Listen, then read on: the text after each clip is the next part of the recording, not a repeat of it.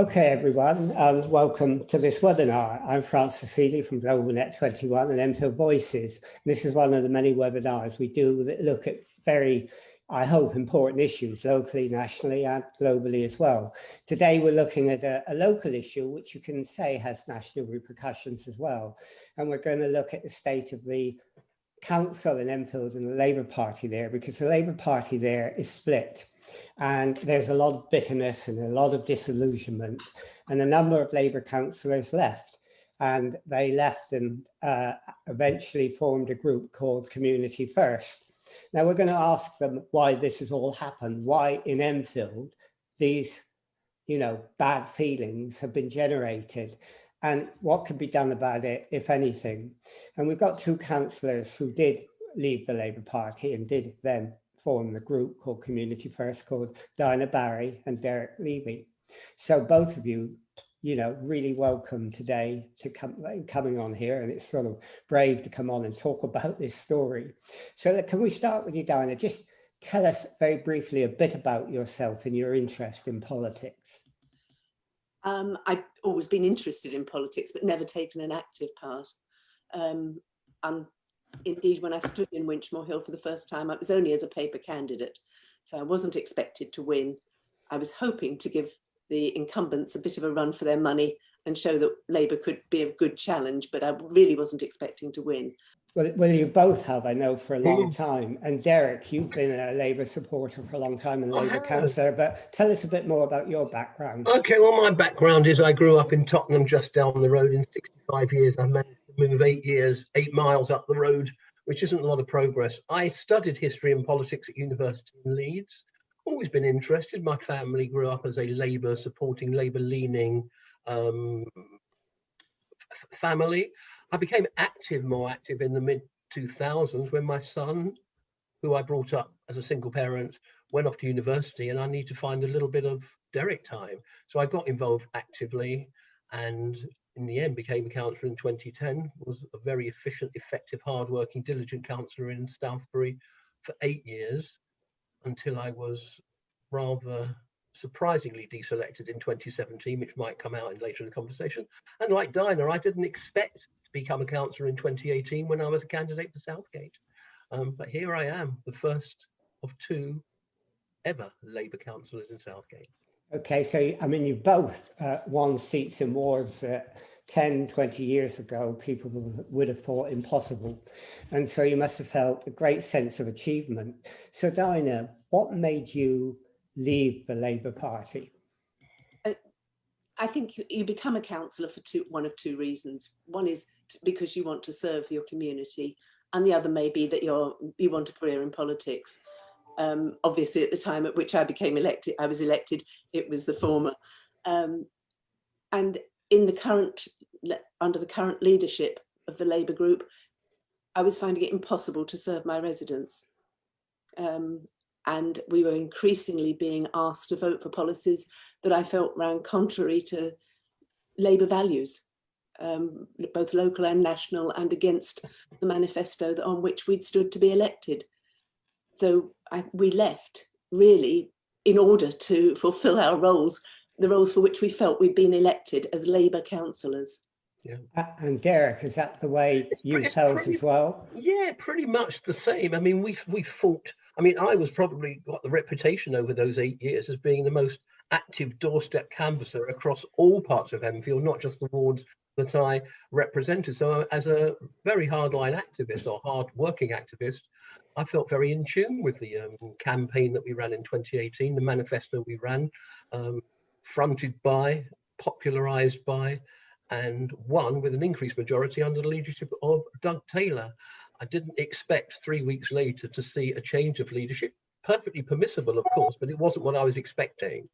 And really, the only difference to what Dinah was saying is that I think, had it been possible to secede from the Labour group in Enfield and maybe still be a member of the Labour Party, I might well have been inclined to do that. Personally, I am rather independently minded, and I might well have left anyway.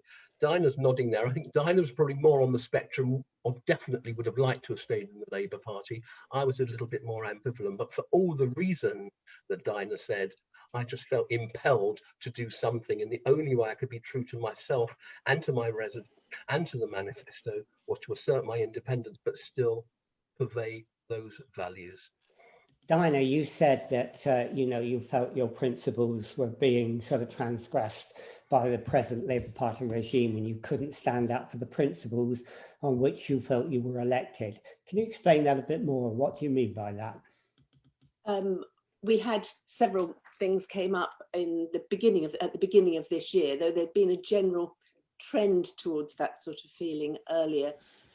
We had a vote on, or we were expecting to vote on, changes to the council tax support scheme. That supports the very poorest of our residents. There were things wrong with the old scheme, everybody agreed, but the way that it was being changed meant that the less poor of that very, very needy group were funding the most poor. And that didn't seem to me to be the right way to fund them. I felt that we should be doing everything we could to support that group, especially at the moment. We were also expected to vote on changes to the Constitution, or to agree to changes in the Constitution. In very rough terms, what was happening was that we were doubling the amount that our officers can spend at a time when our funding, they can spend without running it by councillors. And that's at a time when the council is poorer than it's ever been. So we're elected to look after residents' money. Our officers do that on our behalf and do it very well. But I don't think it's right to delegate that responsibility. They're not accountable to the electorate. We are.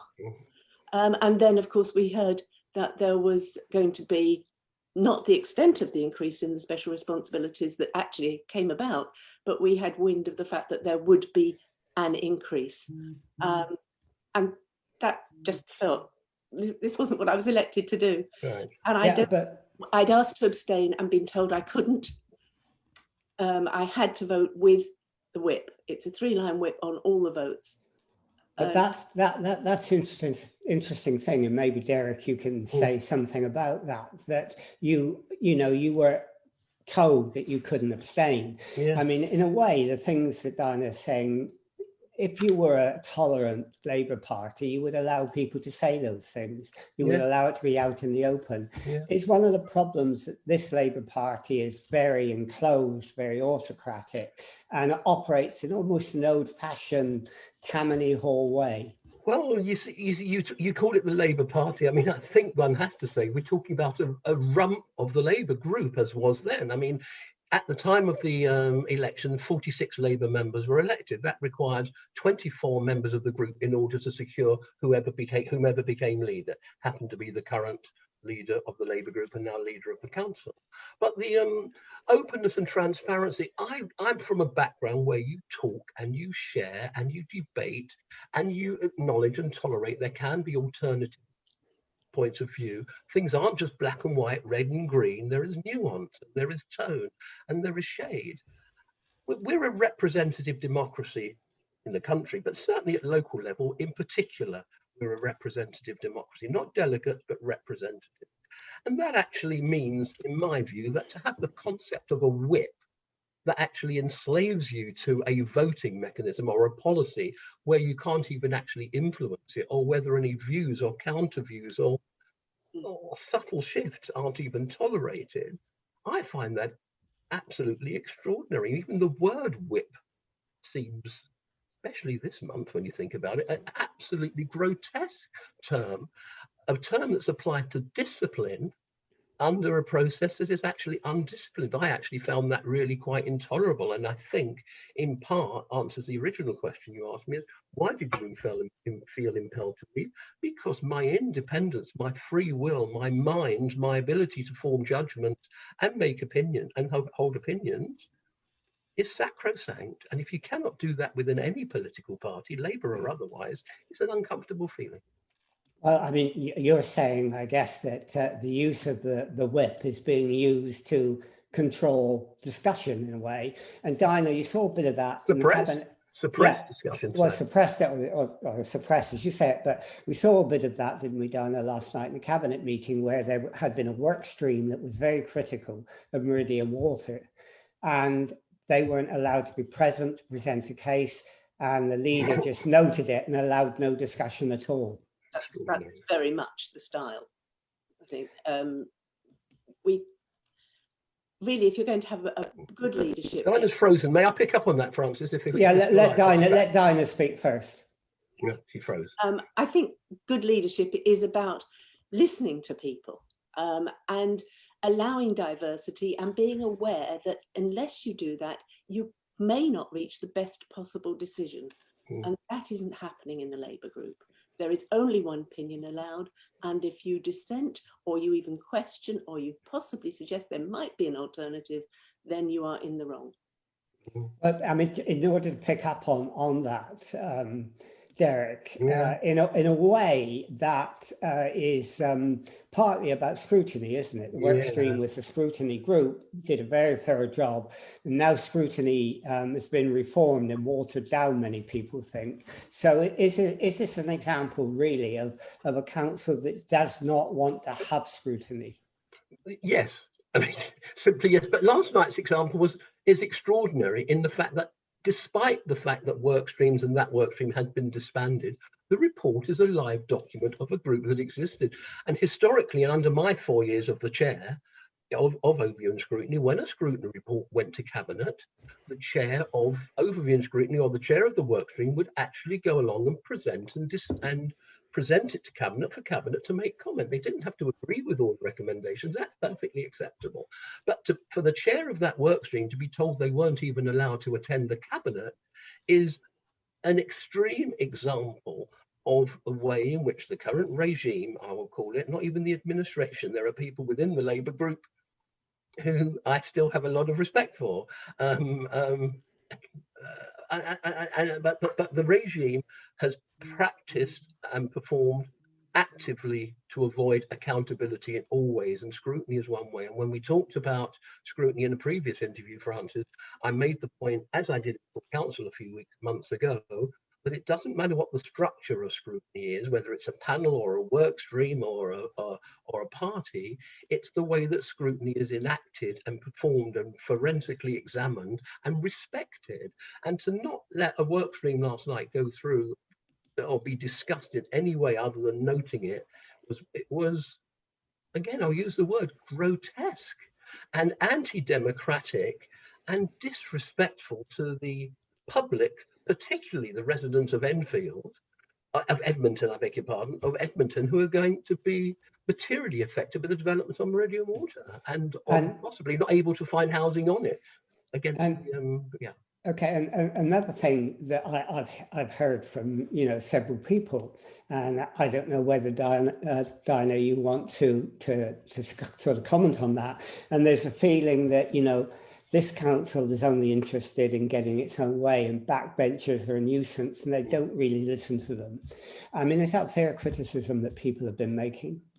I think it is. If you take an example of the motions that come to council, motions were prioritised by the previous administration in order that backbenchers could get a say, could have a chance to speak at council, could bring their ideas to full council.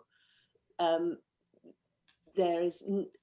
can only remember on one occasion when there was the faintest possibility of a non-Labour group motion coming to council, and those motions that do come tend to be the ones that are penned and spoken to by the leader or the current leader and the cabinet. Backbenchers very rarely get a look in. So, in the way you're saying it, and maybe I'll put this point to Derek, and that is, some people say that that you could have stayed in the Labour Party, you could have made these points, but are you saying the atmosphere is so toxic that anyone who's critical of the leadership doesn't get to see the light of day? Yes. It's a single word answer. The answer is yes. It's for a party that apparently prides itself on diversity and inclusivity of all kinds, to actually become exclusive to those who pay obeisance to a leader and who now owe or have their existence patronized, politically patronized by the positions that they hold, and other people who have experience and knowledge and expertise to bear be frozen out, is an extraordinary thing. I mean, leaders can do what they will. I mean, I respect that leaders can do things as they will, but to purvey something as open and transparent when it's closed and opaque. The only thing that is open and transparent here is that there is a small cabal running the council, and they don't give a damn, not about the members of the party. I mean, we're dispensable, we come and go. It's contempt for the public that arises from these decisions, this narrow-mindedness, this small-mindedness, the unwillingness to accept even that questions can be asked, is extraordinary. So the people I'm concerned for is not me or Dinah or Daniel or Dino, or indeed some of our friends who are still in the Labour group.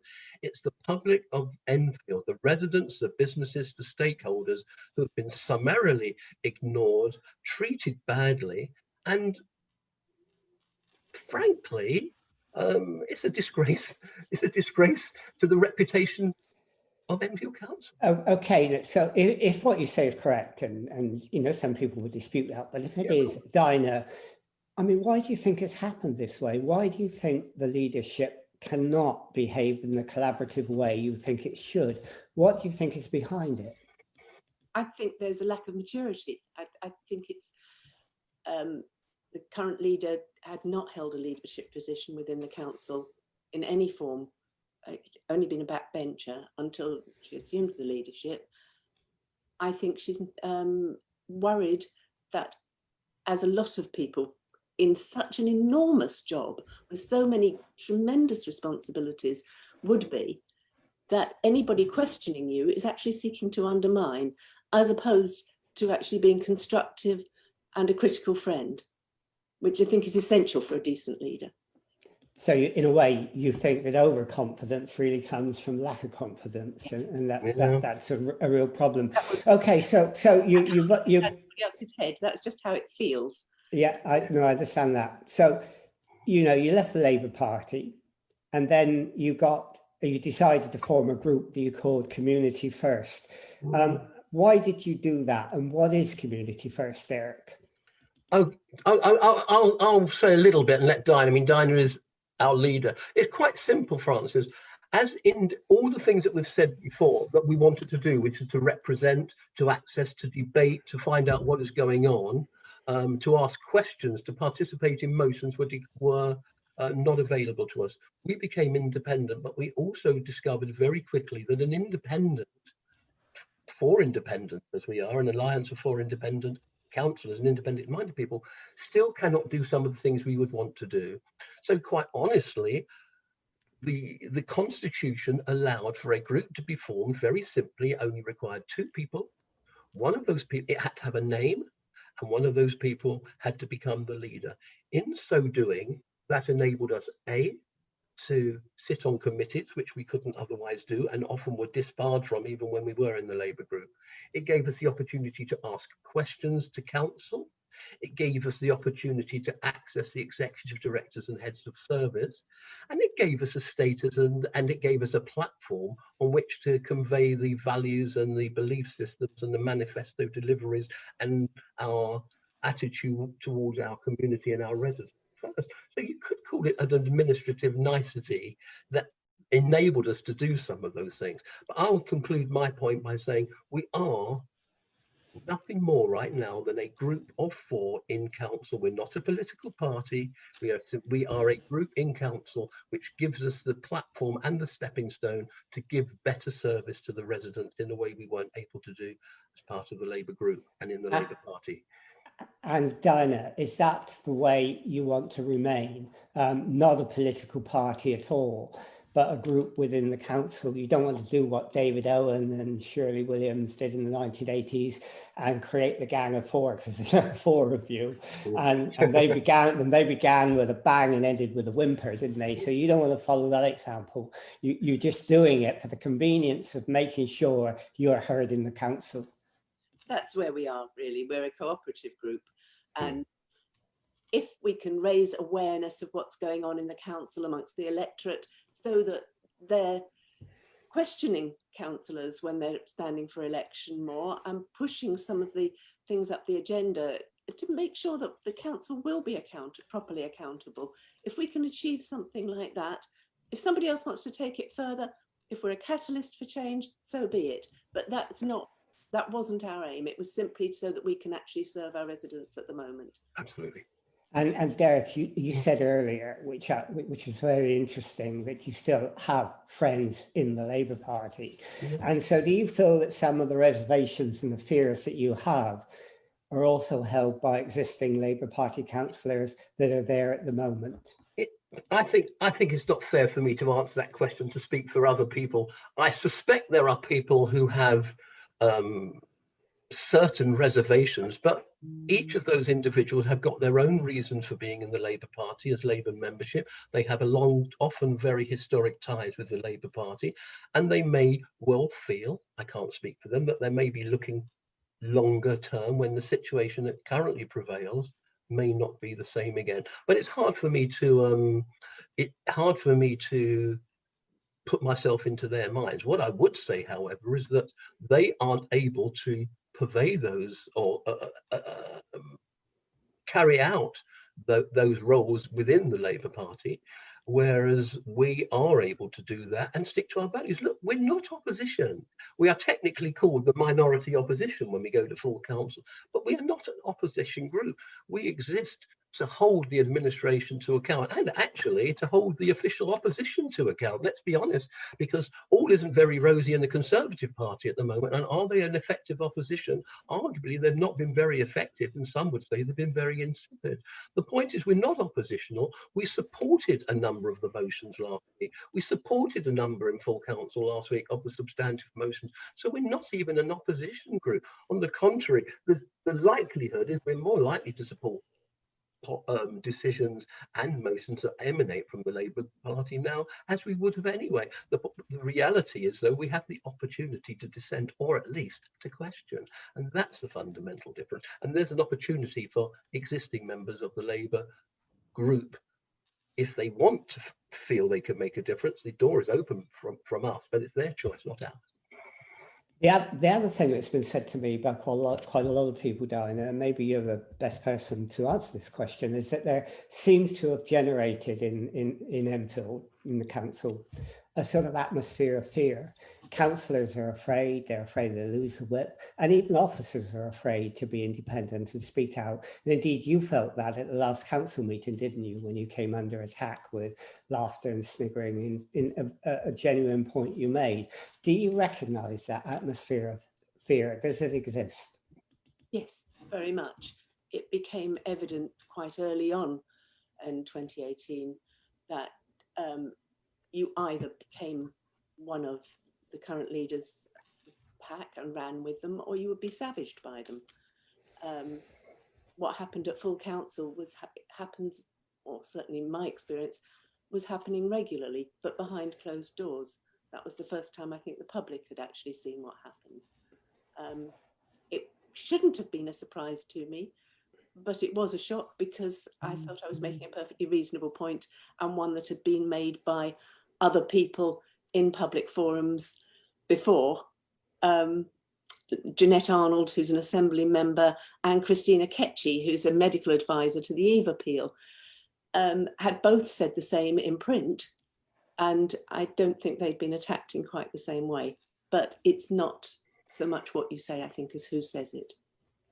Okay, so do you think this is a specific problem, Derek, to Enfield, or is this, I mean, you know, you can read things happening in Haringey, you can hear about it in the Tory party in Maidstone, for example.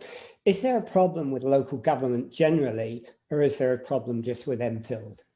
Both, actually. I mean, there is, I mean, what happens in Enfield is unique to Enfield because of the nature of the people and the participants and the actors in the story. So to that extent, it's unique. But you're right, just right next door in Haringey, they have their own dysfunction much more in Harringay, it seems, between the momentum side of the Labour Party and other groups, and there is dysfunction up and down the country. I mean, some people argue the Labour Party has always been a very dysfunctional organisation who manages to snatch defeat from the jaws of victory rather too often. But I think increasingly, there is an issue at local government level where party politics is not necessarily, or traditional party politics and the relationship between 2 or 3 or 4 parties doesn't necessarily work all the time, and that there is definitely scope for more community involvement, more community action, more community groups who play an active part, and not rely on the small band of fools like us who put our heads above the parapet and sometimes are there to be shot down. So that and I've always felt a bit uncomfortable about the party politics being played out locally, because actually we aren't national politicians. We have a very small area of scope to work with. And actually, more often than that, there's more that unites than divides. And therefore, party politics creates an artificial divide. And the whipping system that we spoke about earlier on exacerbates and exaggerates that potential divide, when issues are more or less inclusive. But if you have an attitudinal issue, which is specific to Enfield, that doesn't sanction, question, challenge, and we're right and you're wrong, whoever you are, then you're going to have another problem. So I think the answer is genuinely, Francis, both. Generally both, but clearly, I mean, these problems exist in local government, and they exist in quite a few Tory groups and Labour groups, not just Labour groups. So it is a general problem about local government, I suppose. But given the situation you find yourself in, given the situation of Enfield with all the problems, with all the toxicity that's there, do you think you can make a difference? What can you do about it, Dinah? I think the only way things will change is for the residents of Enfield to demand change through, and the only way they can do that is through the ballot box. When you door knock, it's depressingly frequent that people say, I've always voted something or the other, of course I'll still be voting that way. I think it's people are moving away from that a little, but I hope we will raise the debate so that people are more interested in what's going on in local politics, less inclined to just vote. I don't like to use the word tribally, but I can't think of a better one on the spur of the moment. And awareness of what is going on locally. As Derek said, local politics is frequently about emptying bins. That's not political, although consulting properly on how you do that is. And there are loads and loads of it's very, very rare that you have a genuine political issue that is affecting us in local government. It's about providing proper services as well as we can for our residents. Okay, you know, you say that the right way to do things is through the ballot box, and that people maybe not voting in the tribal way that they did, but often they do. And the problem with local government is that people vote according to how the national government or the national party stands. So it's very difficult, even at the ballot box, to have real local accountability, better now than it used to be. So Derek, I mean, do you think one of the ways of overcoming this is that true opposition should come from the community? It's more effective there. It comes from communities organising itself, communities pressurising the council, and communities delivering some of the things that they can do voluntarily or they can do funded by other sources. But it's the community that's a real opposition. I think so, and I mean, and communities and pressure groups collectively aggregating, because I mean, obviously, various opposition groups or community groups have their own agendas as well, no different from political parties. Just briefly to pick up on the point you asked, Dinah, how do we going forward? We've only been in existence about 3 or 4 months. We don't know quite where this is going to go. But what I think what we have done, the 4 of us have done, is perhaps given some of these community groups and representative groups and stakeholder groups like civic voice groups, the Enfield Society and one other, is the confidence to believe that they can make a difference. In fact, we have a really good example only this week with a paper that came out from the Enfield Society, which I believe you published on Enfield Voices, to do with the potential changes to the Dugdale Centre and Thomas Hardy House, where a decision was made in the council, a decision that was arguably not very well argued and rationalised, but acted upon. And the Enfield Society came back with a counter proposal, evidenced, well researched, open to compromise, and demonstrates that it's possible. So if that's called politics, there is a the politics can be played from the outside, but it may just mean what we have done, or we've chosen to do, might just mean the door is more widely open in Enfield and elsewhere for independent groups to stand independently and potentially get elected against the general trend when independents don't get elected. It's not impossible. There is a mood of change about. And if we're, to use Dinah's words earlier, a potential catalyst for that change, yes, but I do think more action and activity, and not simply typing on Enfield Voices and other websites how people are disgruntled. Actions speak louder than words. Okay, so if anybody wanted to get in touch with you and find out what you're doing, what Community First is doing, what it's all about, Dinah, where would they go? What would they do? We've got a website. It's communityfirstgroup.org.uk, and there's a contact form on that so that people can get in touch with us. Okay, so they can do that, and that's really good. And just finally, because we've sort of come to the end of the interview now, we've done our 30 minutes, which has gone very quickly. Derek, are you hopeful for the future, or does all this make you depressed? Oh, it's with so much going on in the world at the moment, it could be argued that what we're talking about at local government level and our individual level is so petty compared to the bigger problems we've got at the moment. I have mood swings about it. I'm encouraged by the fact that I had the confidence to do and to be true to myself and do something that I believe to be right. I think the issues here are not about right and left, it's all about right and wrong.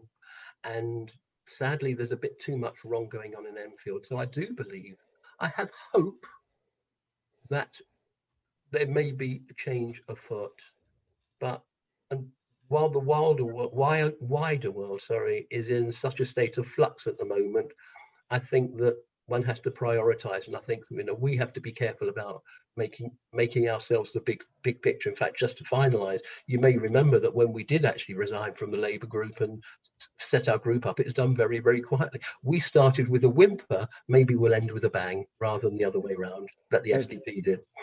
Okay, that's hope for you. Okay, well, thank you both for doing this, because it's interesting, because you raise questions about Enfield, but you also raise questions about local government in general, and whether we need to look at that, and maybe part of the dysfunction in Enfield and other local authorities is a function of the fact that we don't have a really good operating system for local government in this country, and that's something I think we could look at increasingly. But you have told us a story about Enfield, which I think is important, and I'm sure it would generate a lot of interesting discussion. So thank you both for doing it. Thank and you, we'll end. Francis. Okay, and we'll end this interview now.